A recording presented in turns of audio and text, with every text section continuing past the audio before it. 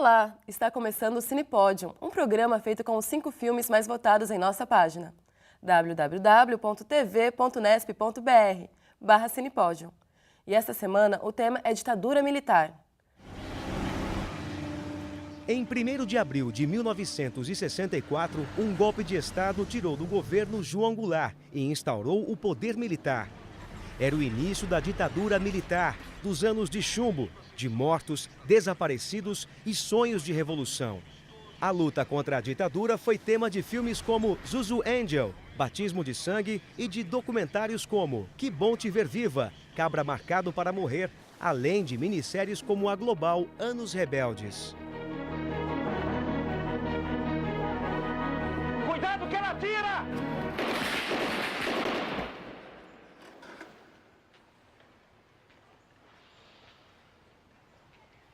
E para falar sobre ditadura e os filmes mais votados relacionados ao tema em nosso site, o Cinepódium recebe o professor e doutor em Ciência Política, Jefferson Goulart.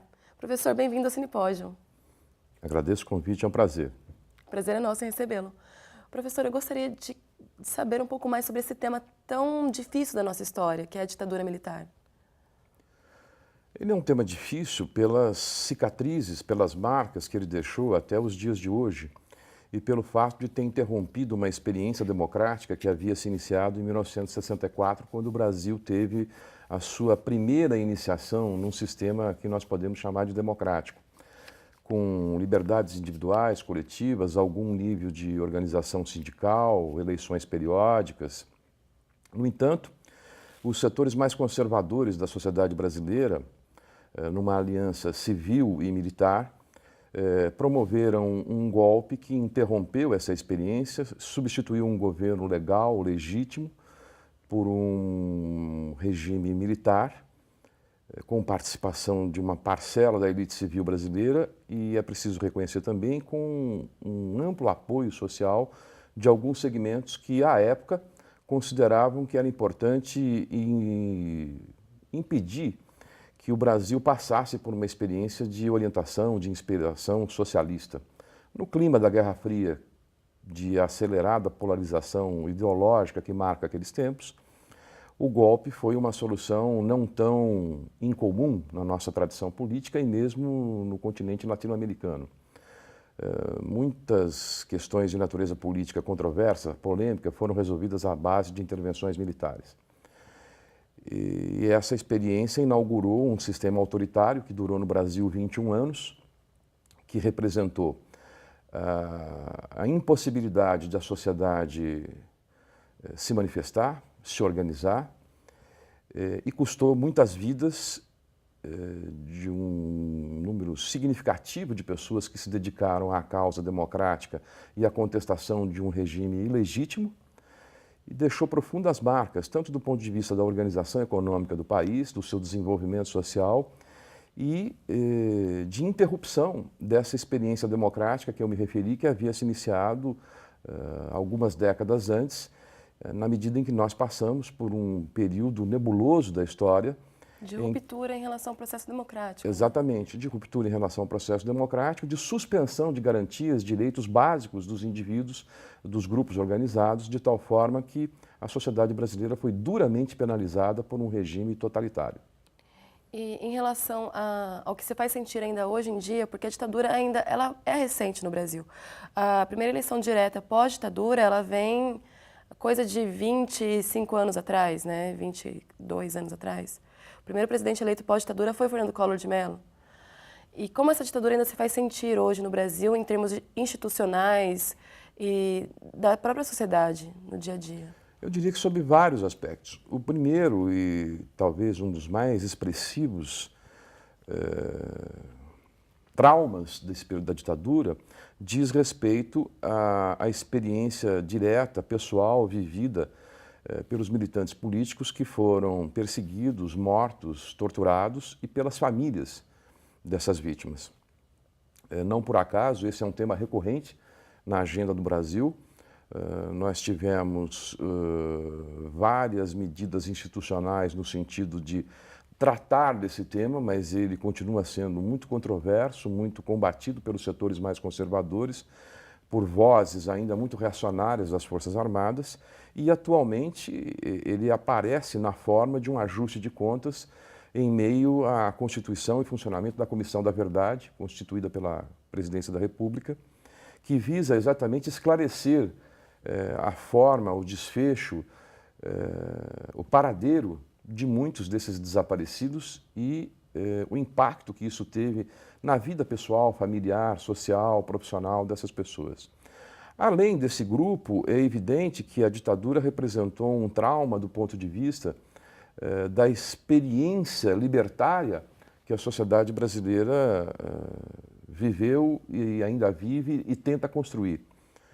Nós temos um período que precisa ser esclarecido e, desse ponto de vista, não há nenhuma perspectiva revanchista no sentido de culpabilizar os responsáveis, embora, por um dever moral e uma obrigação política, seria correto que os responsáveis por esses crimes contra a pessoa humana, crimes lesa à humanidade, fossem devidamente esclarecidos e, eventualmente, Julgados, né? Julgados de forma democrática, imparcial, pelo Judiciário.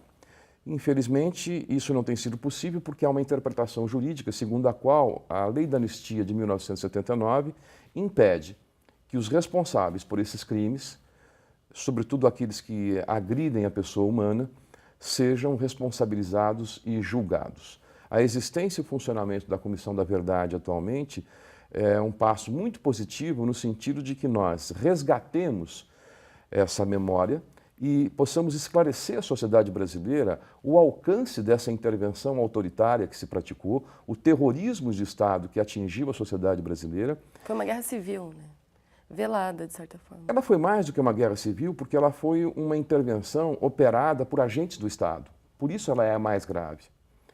Porque, a pretexto de defender uma determinada ordem que era ilegítima, que era ilegal, de um governo que não tinha sido eleito, e da ruptura que se estabeleceu com as regras democráticas, os responsáveis por esse governo, de diversos níveis, dos mais altos escalões até aqueles de responsabilidade investigativa, policial, abusaram das suas prerrogativas e cometeram crimes bárbaros.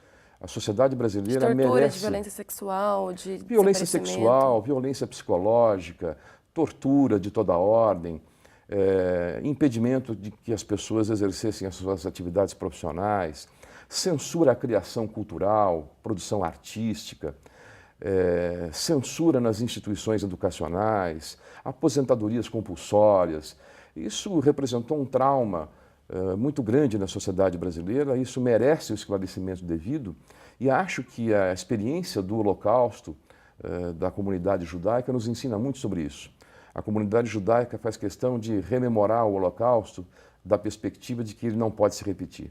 A experiência da ditadura tem que ser lembrada no Brasil, essa memória precisa ser resgatada para que nós não repitamos algo tão traumático, tão ruim, tão subdesenvolvido, tão desumano como foi esse período de 21 anos de ditadura no Brasil. O Cinepódio vai para um rápido intervalo e volta já já mostrando como que ficou o nosso ranking com os filmes sobre a ditadura.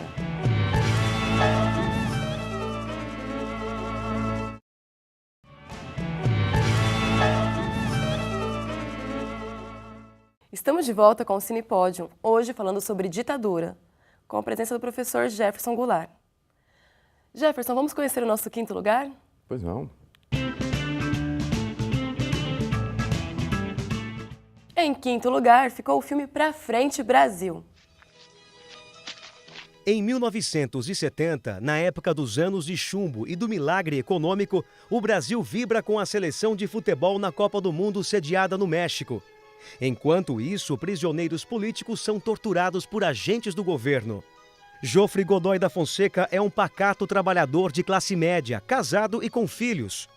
Quando Jofre divide um táxi com um militante de esquerda, é tido como subversivo pelos órgãos de repressão e preso, sendo submetido a inúmeras sessões de tortura. Jefferson, Pra Frente Brasil mostra que até o cidadão que às vezes não tinha uma experiência política ativa sofria com a ditadura.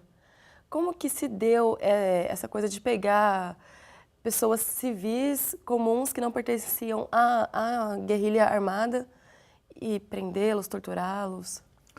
Eu acho que o grande mérito desse filme, Pra Frente Brasil, é lançar os olhos sobre a realidade social brasileira e os impactos da repressão em ambientes, instituições, grupos, pessoas que não tinham um vínculo mais direto com a resistência à ditadura, seja através da militância política numa organização, num partido político e assim por diante. E também a instrumentalização do futebol como fenômeno social confundido com o êxito econômico e a governabilidade do regime. Pra Frente Brasil mostra essa possibilidade de que, aleatoriamente, por um acaso da história, um personagem comum, que não tem nenhuma relação, nenhum envolvimento, seja vítima da ditadura. O problema é que os órgãos de repressão, embora tenham sido institucionalizados já nessa época, nos anos 70, e unificados em torno do Sistema Nacional de Informações, o SNI, ele demorou um certo tempo para se profissionalizar. E, portanto, a capacidade investigativa que esses órgãos de segurança tinham era tecnicamente limitada e precária. Razão pela qual o filme narra exatamente esse personagem comum que divide um táxi com um ativista político, ocorre um tiroteio, porque esse ativista está sob perseguição dos órgãos de repressão, e automaticamente se faz a ilação, a conclusão de que esse trabalhador de classe média teria relações pessoais e políticas com aquele que seria o alvo da perseguição. Isso demonstra que a repressão não tinha controle.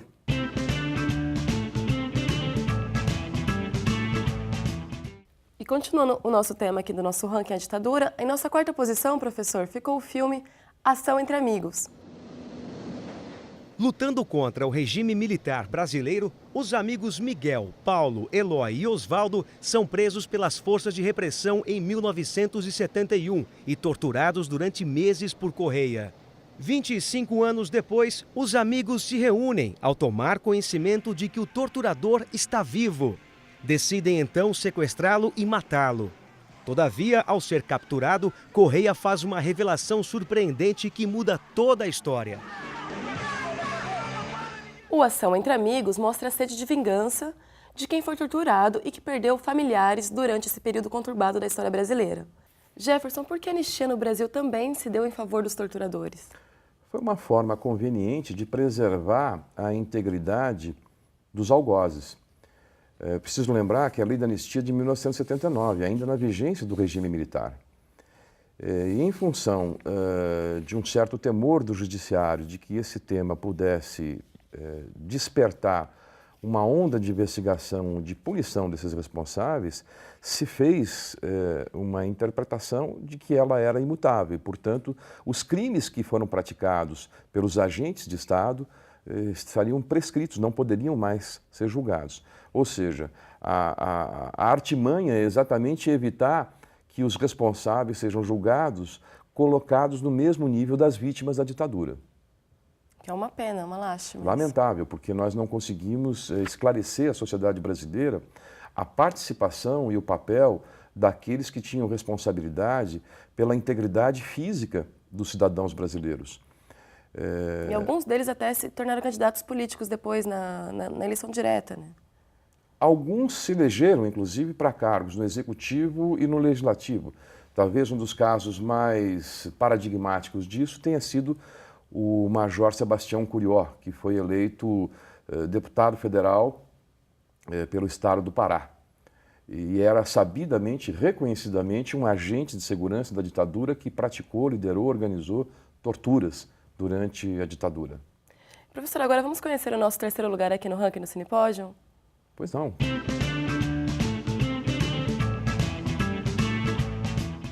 O terceiro lugar ficou com o filme La Marca. O filme conta os últimos anos de vida do capitão do Exército Carlos Lamarca, que desertou da ditadura para ser um dos maiores opositores do governo na luta armada. O filme, estrelado por Paulo Betti, traz Carla Camurati como a guerrilheira Clara. Jefferson, quem foi essa figura, o Carlos Lamarca? Carlos Lamarca é um personagem enigmático desse período histórico, porque ele é um oficial do Exército que faz carreira militar. Agulhas Negras, né? Faz Academia Militar de Agulhas Negras, se torna capitão do Exército, tem uma posição intermediária de prestígio na hierarquia, é reconhecido pelos seus pares como um oficial competente, mas que, ao longo desse período, adere às ideias de esquerda, se vincula, se liga primeiro ao Partido Comunista e depois à VPR, a Vanguarda Popular Revolucionária, e ao desertar, ainda oficial do Exército, planeja e tem êxito numa ação de muita repercussão nos meios militares, de expropriação de armas, de equipamentos militares de um quartel em Itaúna. E isso representou simbolicamente uma espécie de desafio às autoridades militares, praticada por alguém que era formado nas suas próprias instituições, que rompe com essa hierarquia, e não só rompe com a hierarquia, como rouba armamentos militares que serviriam à guerrilha. Além disso, Lamarca é um personagem muito enigmático, porque com os seus conhecimentos militares ele consegue romper o cerco a que foi submetido na região do Vale do Ribeira, e consegue fugir com alguns dos seus pares. E isso representou, além de uma derrota política, uma desmoralização, uma derrota militar também para o governo, na medida que foi incapaz de capturar aquele oficial desertor. E para a visão moral das instituições militares, a ruptura com a hierarquia é o mais grave dos pecados. Para militar isso é uma coisa muito séria, né? O respeito à hierarquia, a devoção à farda e tudo mais. E o Lamarca, ele rompe com isso, e ele era muito respeitado enquanto militar. Ele serviu na África, serviu no Oriente Médio também, né? Eu fiquei aqui para lutar e acabar com isso. Não chame ninguém de senhor, porque ninguém é senhor de ninguém. O Cinepódio vai agora para um rápido intervalo e volta já já com nossas duas primeiras posições. Não sai daí.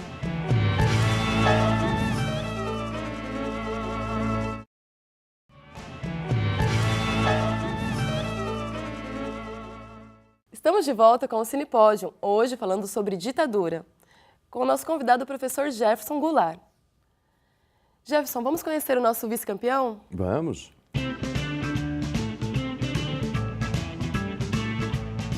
O nosso segundo lugar ficou com um filme inspirado no livro de Fernando Gabeira, O Que é Isso, Companheiro? Com o decreto do AI-5, a ditadura endurece e mais pessoas são presas e torturadas. Estudantes entram para um grupo de militantes, abraçando a luta armada clandestinamente em busca de libertar prisioneiros que estão sendo torturados nos porões da ditadura militar. O Que é Isso, Companheiro? Foi indicado ao Oscar de melhor filme estrangeiro. Jefferson, como que você vê essa adaptação do livro de Fernando Gabeira?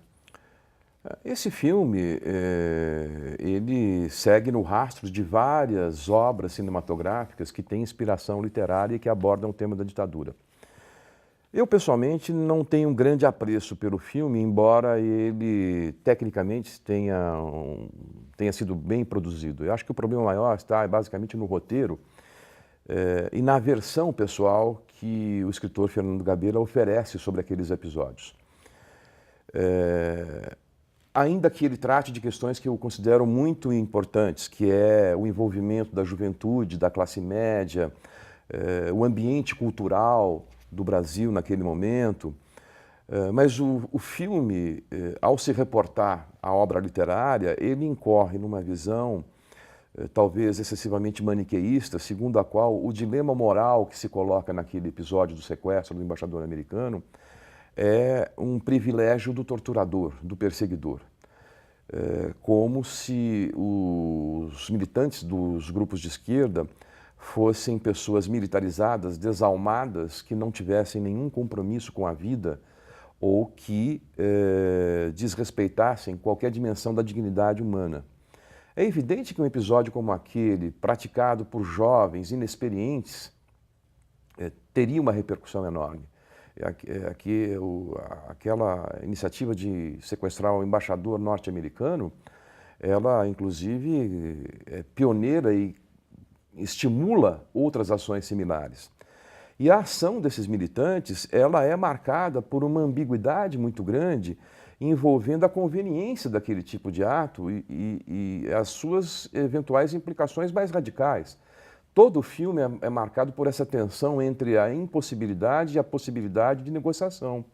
E caso o governo não ceda, teriam que matar o embaixador americano.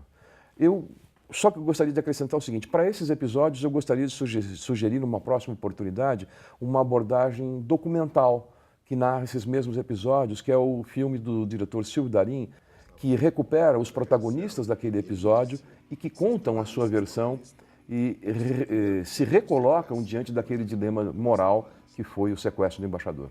É uma boa dica a gente fazer um ranking só de documentários sobre a ditadura, que também é um campo muito rico no Brasil. Eu me preparei para morrer, sem grande alegria. E agora, professor, vamos conhecer o nosso grande campeão? Vamos, estou curioso. Mas antes, vamos lembrar quais os filmes sobre ditadura que passaram por aqui. Em quinto lugar, Pra Frente Brasil. Eu espero que você não se arrependa. Quarto lugar, Ação entre Amigos. Terceira posição, La Marca. Em segundo lugar, O Que É Isso, Companheiro? Obrigados a libertar companheiros nossos que estão sofrendo na prisão.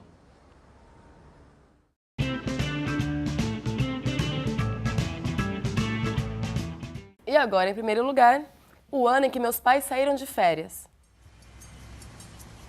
Em 1970, o Brasil parece estar de cabeça para baixo, mas a maior preocupação na vida de Mauro, um garoto mineiro de 12 anos, tem pouco a ver com a ditadura militar que impera no país. Seu maior sonho é ver o Brasil tricampeão mundial de futebol. De repente, ele é separado dos pais e obrigado a se adaptar a uma estranha e divertida comunidade, o Bom Retiro, bairro de São Paulo que abriga judeus, italianos, entre outras culturas. Uma história de superação e solidariedade. Jefferson, como que o senhor vê esse filme, O Ano em que Meus Pais Saíram de Férias? Gosto muito do filme.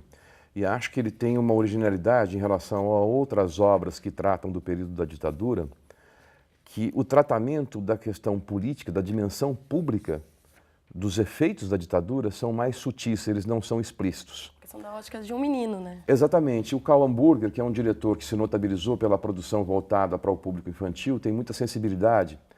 E ao fazer o roteiro e dirigir o filme, eu acho que ele conseguiu captar esse universo infanto-juvenil daquele garoto de 12 anos que é aculturado, embora ele seja filho, neto de judeus, ele é criado numa tradição secular. E com um elemento extremamente valioso do ponto de vista cultural, que é a experiência de sociabilidade que o garoto passa a cultivar a partir dos elos que ele cria e das metáforas dos elos do mundo do futebol.